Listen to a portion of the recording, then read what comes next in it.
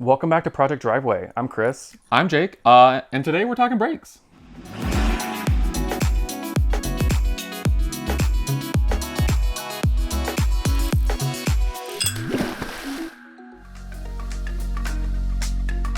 Brakes are one of those things that can seem like really intimidating and scary, but honestly, it's not that bad, and doing it yourself can save you like hundreds of dollars. Today we're actually talking Christopher's 2007 Infiniti G35. She's getting all new pads, all new rotors at all four corners. We're gonna take you through the entire procedure and show you everything you're gonna need.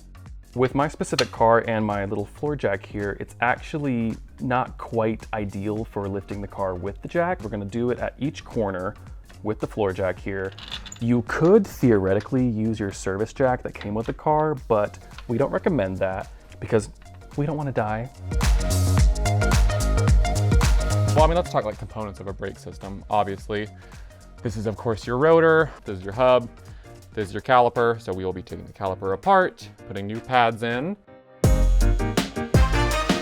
This is a two-piece floating caliper design. So if you're just doing pads, this bit here, you can actually tilt away, slap some new pads on there, and you're done. But in order to remove the rotor, you've got to remove both pieces. All right, so bottom bolt is off, and you can see the pad right there, obviously, retaining clips. What we're gonna do is we're gonna take the top bolt off of this now. We have some bungee cords at the ready because we do not want our calipers to hang by the brake line because that puts stress on the brake line. She wasn't meant to be structural. I need like a crescent wrench to hold it. This big girl? The blue one? Yeah. So what we're going to do is we need to hold the jam nut here, which helps keep that bolt in place and keep things from backing out. We're using an adjustable here just to hold her. We're coming in from the back side to get the bolt. This is a fun thing to do by yourself. I could help, but I'm tired. What we're gonna do is we're gonna make sure that we're supporting our caliper because we do not want her to just fall. And everybody likes to be held, right? So that bolt is out. There she is. That means the caliper is free. We're gonna put this through here. We're gonna use two bungees because safety, security. We are finding a place to hang the bungees. Excellent, excellent. So the caliper is supported and hanging out of the way. It's not resting on the brake line, so that is great. All is taken care of there. The second piece of the caliper still remains. This is what's actually keeping the rotor in. Come on, put your back into it. Oh, there we go. Satisfying. You can see the caliper bracket is beginning to become loose, like the iconic Nelly Furtado album. And my standards. Caliper bracket is off. We have all of our bolts and things and stuff right here. And if I recall, there's no set screw. Wait. And she's free. Incredible. Look at that. That looks disgusting.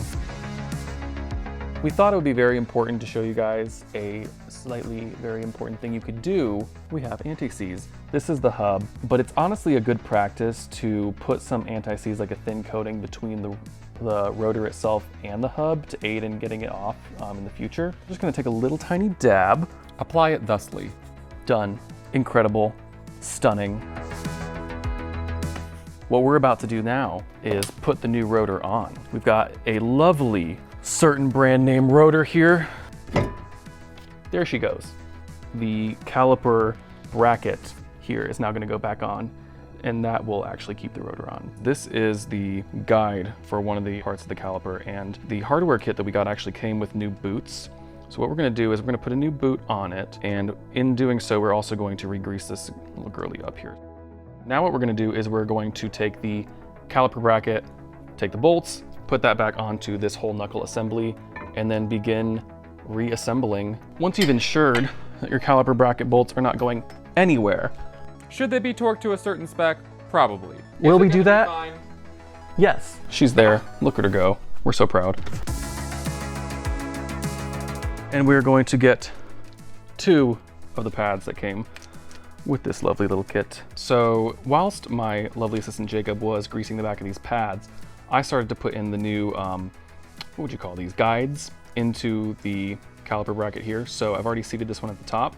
This one here I have not. There are little channels that You see there's grooves on the back that are they're gonna lock into there. So just kind of push it in there and she's done. Wait for the click. Wait for the click, that's how you know it's good. And so we will actually be putting a little bit of the goop on the ends of the pads as well, where they'll sit into those guides.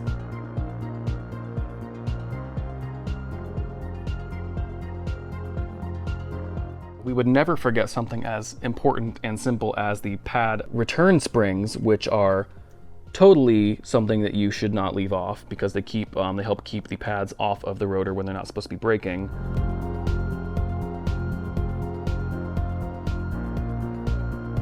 This is the piston here that actually presses onto the pads, squeezing them against the rotor and thus bringing your vehicle to a stop. Since this comes out a little bit as your pads wear, we need to push it back in so this will actually fit over the new pads.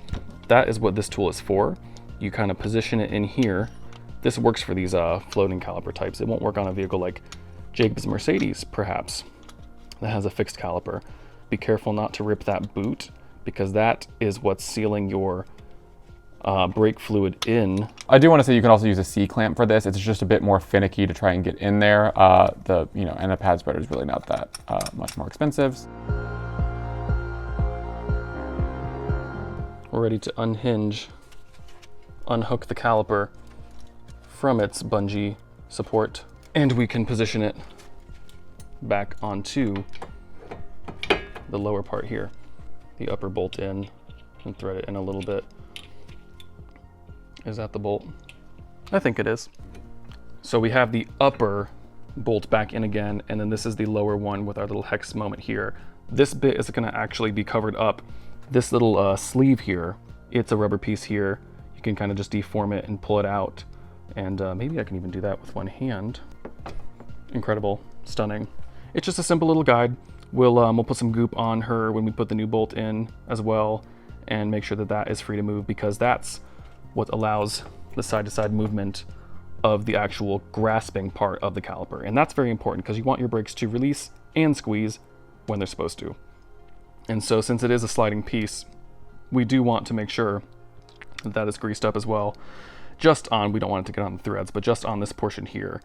And so that will help with the installation as well as its actual operation. And so we're gonna put that right in there and we're gonna slide that in and we're going to tighten that up. And then we'll put our new little dust cap on. Incredible. So we're all buttoned up here. We just gotta put the wheel back on and the process for the rear brakes is largely the same. You could tell by our slightly disheveled looks that things went awry. I don't know what you're talking about. I think everything went perfect. I'm having a great day. Everything is fine. Let's just say this. Was the work itself hard? No. Should you be prepared with the right tools at all times? Absolutely. Yes. Were we? No. But it's done. I promise you can do it. We certainly can because we look like this. We have minimal tools at our disposal and we still did it. So what's stopping you? See you in the next one. Bye. Done. Put that fucking wheel back on. Let's get this over with.